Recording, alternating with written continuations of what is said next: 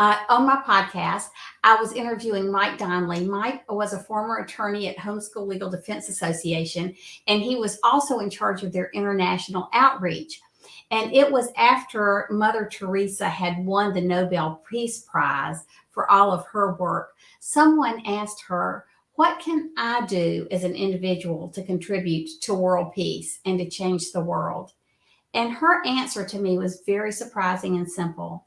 She said, go home and love your family. So if you learn nothing else or hear nothing else from us this week, go home and love your family. We live in a society that is alienated from God by choice, alienated from one another. And we see that outcropping in all of the violence we're seeing in our society. So if every parent in the United States would go home and love their children, I think we would see a decrease in that type of violence and the cultural malaise that has really hit our country. So one of the ways that we love our family is to stand for them. And I want to give you a couple of examples of what that can mean just in our personal lives. I remember as a college student, I read J.I. Packer's classic book, Knowing God. And in that book, he talks about Daniel and this verse from Daniel, those who know their God will stand firm and take action.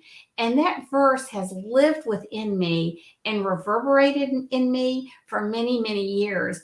And then a year ago, I walked across my field to see my neighbor who had released her first book. I had been on the road at homeschool conferences. I hadn't seen her since her book released. I was going to see Carolyn, give her a hug, ask her how everything was going. I walked into her kitchen and she says, Zan, homeschoolers are the hope for this country. And we are counting on you to get us out of the mess we're in. And I said, well, hey, Carolyn, what's up with you? And you know, I said, so what was behind your statement? And she said, well, many of us as Christians have been laying back and taking it pretty easy for the last 30 and 40 years. But homeschoolers have made a stand, and it's a stand that's been costly. Joe and I were threatened with jail. Many of you probably know my story. Many of us in the early years were threatened with jail or threatened with having our kids removed or went through legislative and legal battles to win this right to homeschool. And so we want to be like that verse in Daniel says. We want to stand firm and take action. And so one year I have a read through the Bible program that I go through most years. And one year when I was lobbying at the State House for some homeschooling legislation, that morning in my read through the Bible program, I came to 2 Samuel 11 through 12. And I want to just read this to you. This is about one of King David's mighty men. And it says, next to him was Shammah, son of Agi the Hararite. When the Philistines banded together at a place where there was a field full of lentils, Israel's troops fled from them.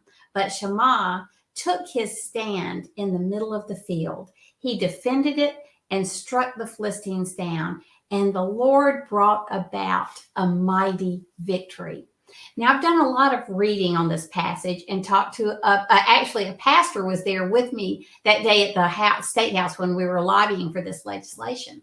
And I asked him, I said, Wallace, does this passage apply to us as homeschoolers? Because I feel like that little lentil field, that plot is what we're defending. We're each defending and standing for our own separate individual families and together then as a collective.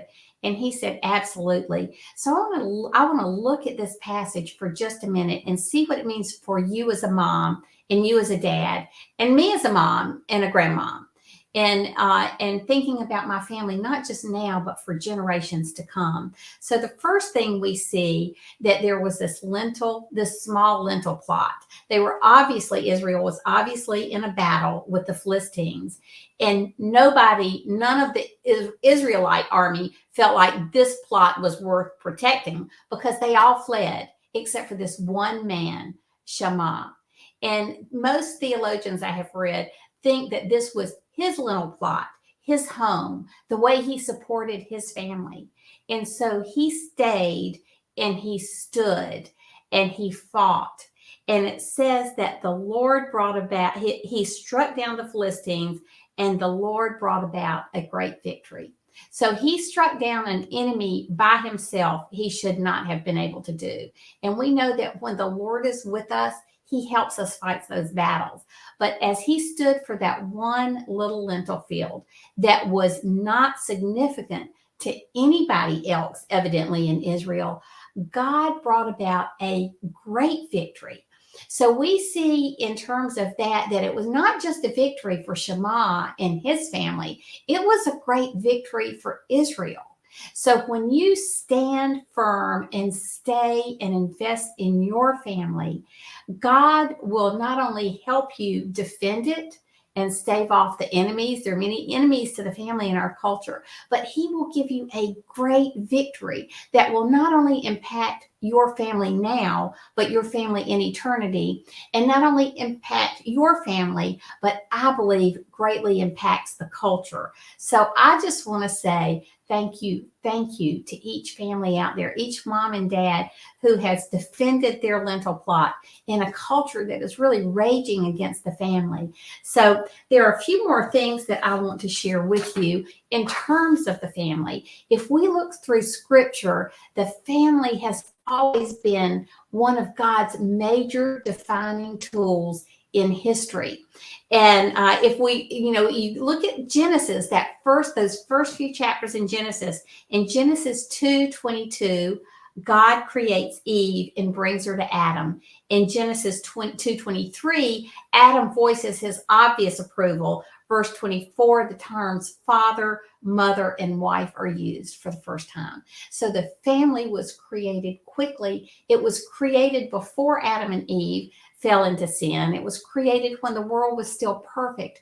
And God has meant to use the family, and each individual family, your family, for good in the world and good in the culture.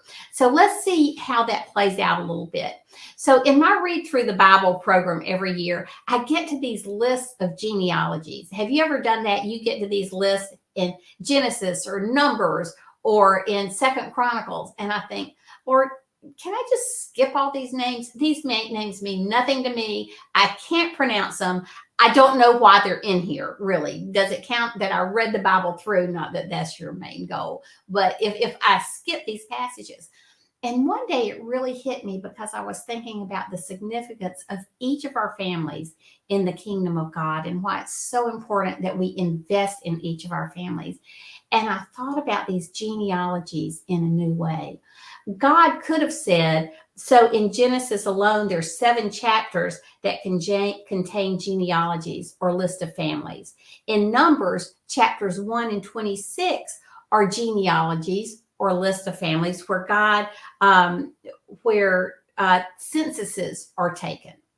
And I think, God could have said there were thousands of families, or there were 10,000s of families, or there were a bunch of families.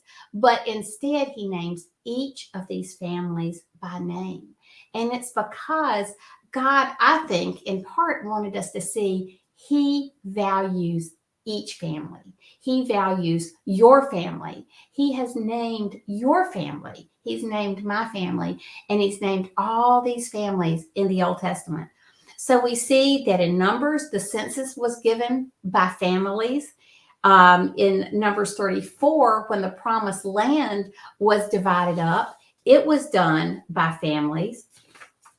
In the first 9 chapters of First Chronicles, the whole thing is nothing but a list of genealogies.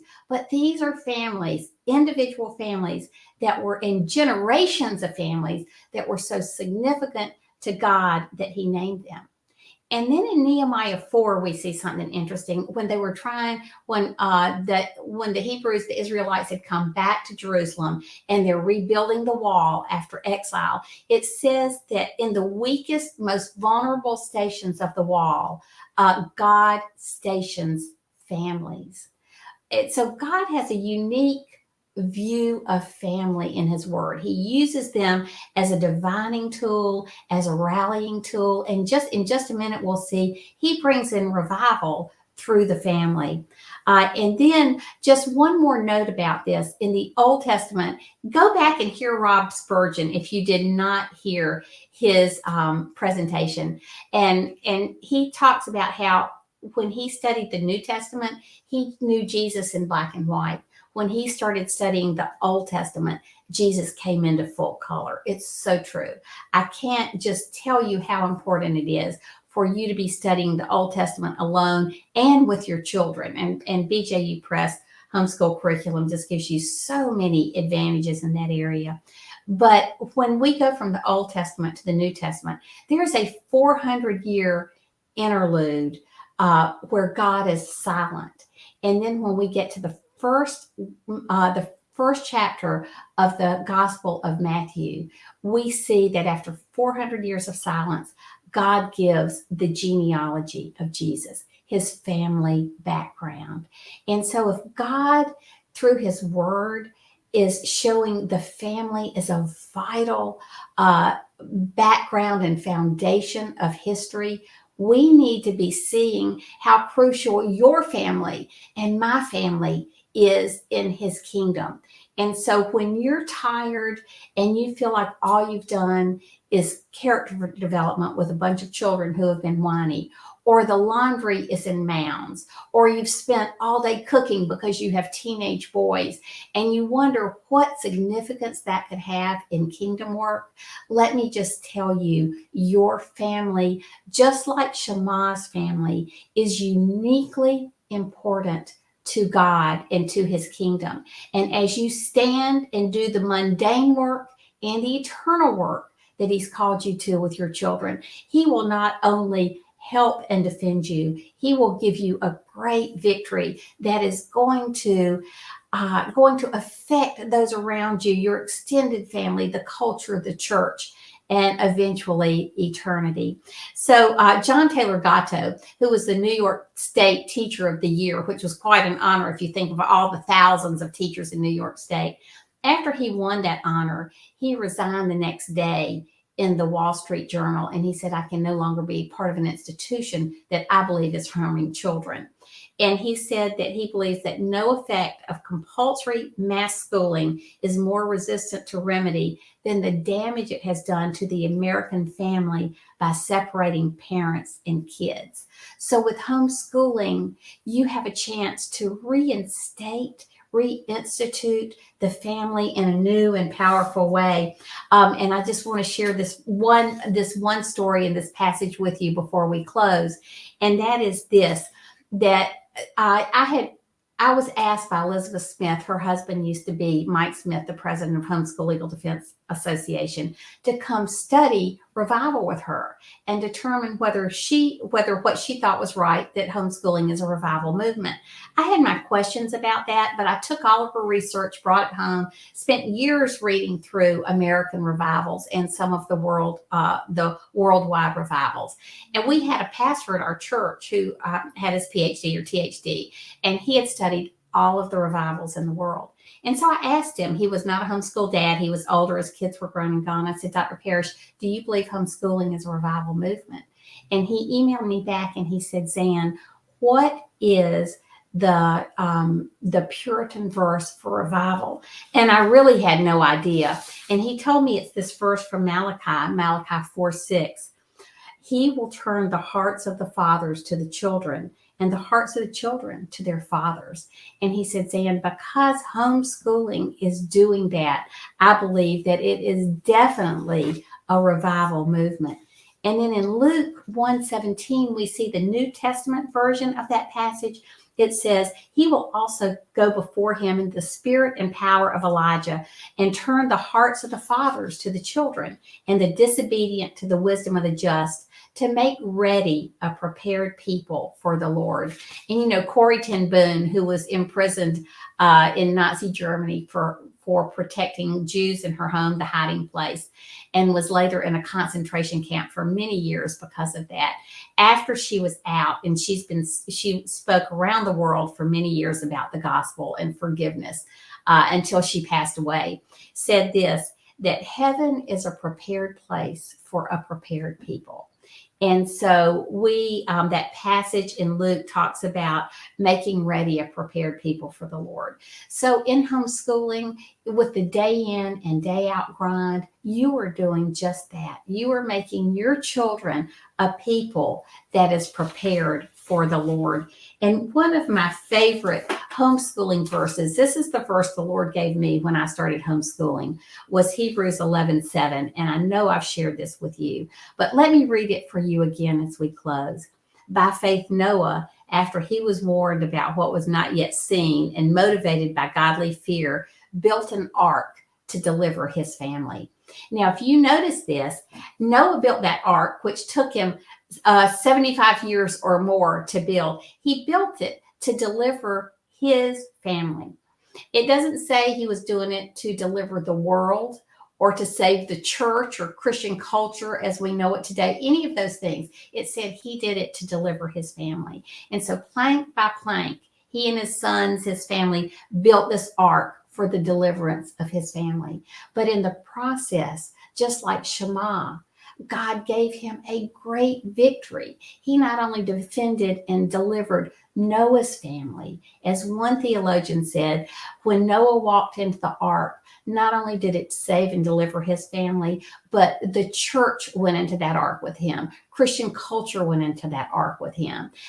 Everyone that God was going to call to him in the future went into that ark with him.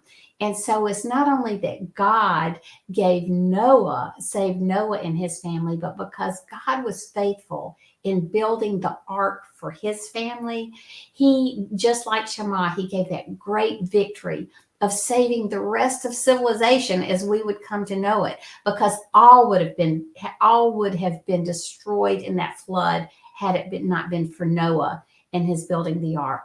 So as you were homeschooling, the labor can sometimes be intense and painful. It can be joyous and glorious.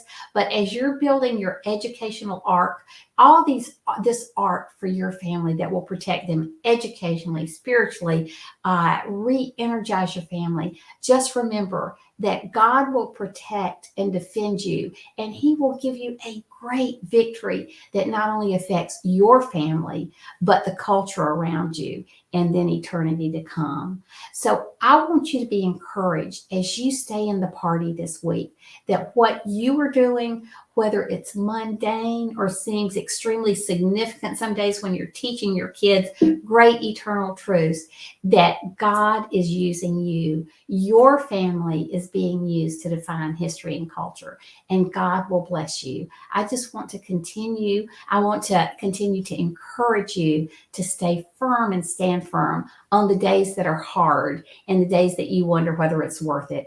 It is worth it now, and it is worth it in eternity.